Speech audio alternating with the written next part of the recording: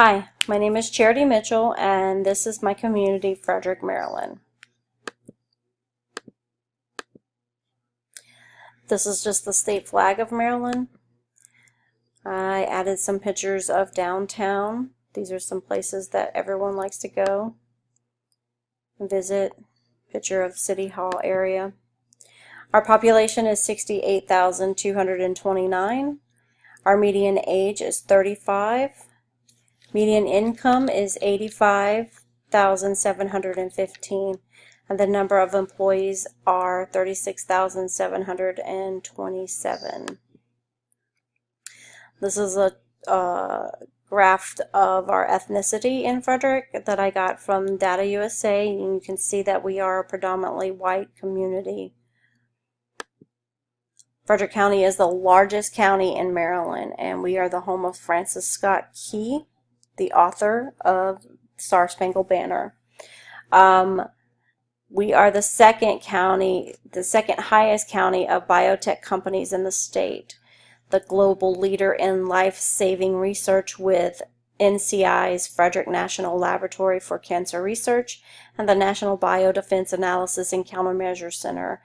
Those are located, I believe, in our Army post of Fort Detrick and within the city of Frederick. We are also the home of the state's largest brewery, the Flying Dog, and we are located to close to two major cities, Baltimore and Washington, D.C. A couple of historical sites that you can see in our area are the National Museum of Civil War Medicine, the Monocacy Battlefield, C&O Canal Towpath for hiking, biking, and the Francis Scott Key Monument. We are also home to Frederick Key's minor baseball team.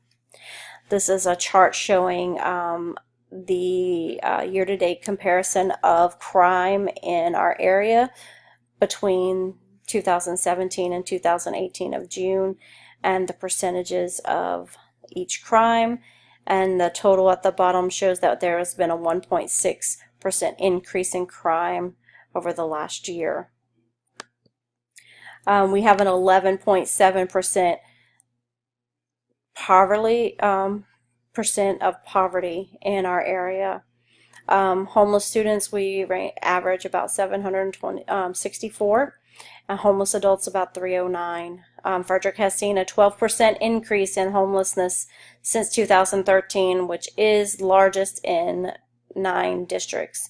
More than even DC, who has had a 9% increase, and I thought that was something significant to share because that's a really big increase in homelessness. And on the left here, you can see pictures of the tents. We have a bunch of people that they created what is called their tent city, and they usually live here the majority of the time, or they go into the shelter.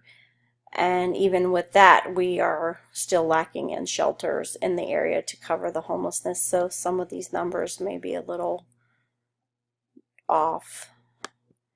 There's a couple of organizations that we have that help fight the homelessness in our area. The Rescue Mission here in the middle provides a shelter for men and just opened a Hope House, which was it's a women's shelter that allows women and children, which is something that we need. They also provide a food pantry, and they provide 2 meals, I think breakfast and lunch. The Religious Coalition is also a shelter. They do the emergency and the winter shelter.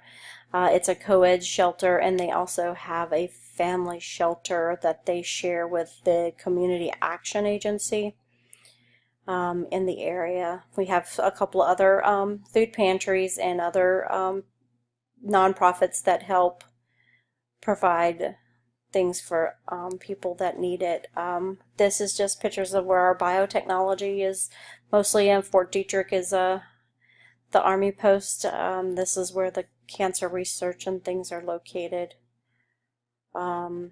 It's one of our biggest industries, and the other industry that we have is big in this area is agriculture. So we have about 1,300 farms still in our area, in our county, and that's about 181,500 acres of farmland, which is still being used. The largest industry of the industry is milk, so there's a lot of dairy farms, and Dairy Maid is one of the leading milk distributors in the area.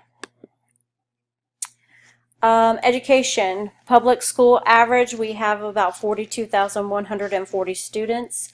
There's a 15 to 9 students, so there's 15.9 students per teacher ratio. There's been 92.2% high school graduates in our area, and 39.7% have went higher education, either an associate's or higher.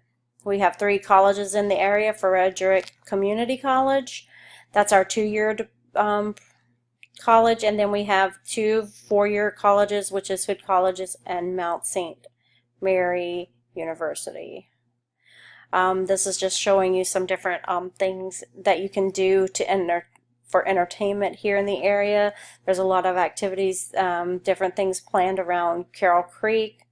This is just a photo of the shops downtown, some outdoor eating. This is Rose Hill Manor. This is a place that kids can go and learn about history, and this is a view of the C&O Canal. And entertainment, I added like one particular page just for baseball because this is my favorite time of the year. I love baseball. And we are the home of the Keys, which is our minor league baseball team.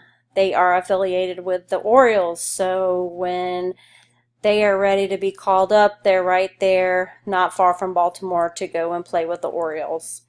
And right now, Machado seems to be one of our favorite players of the Orioles.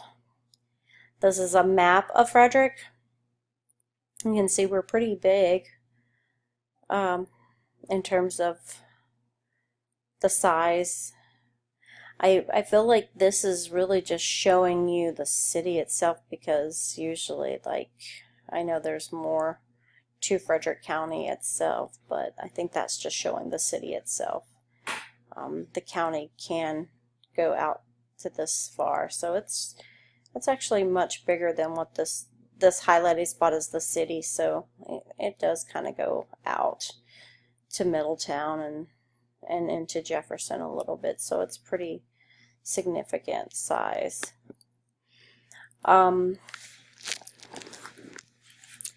Is our community a good community?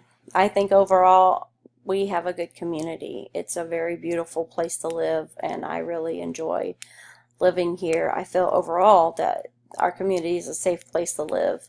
I mean, there's crime, but every city has crime. I don't feel like you have to, bar and lock your doors, and I think it's safe enough to take the kids out for a walk and enjoy the evening downtown in the parks and whatnot, and there's plenty of things to do. I think Frederick offers a lot of opportunities for people to become part of the community and enjoy things and participate in things. There's tons of runs. We have our Walk in the Darkness, the Suicide Prevention Walk.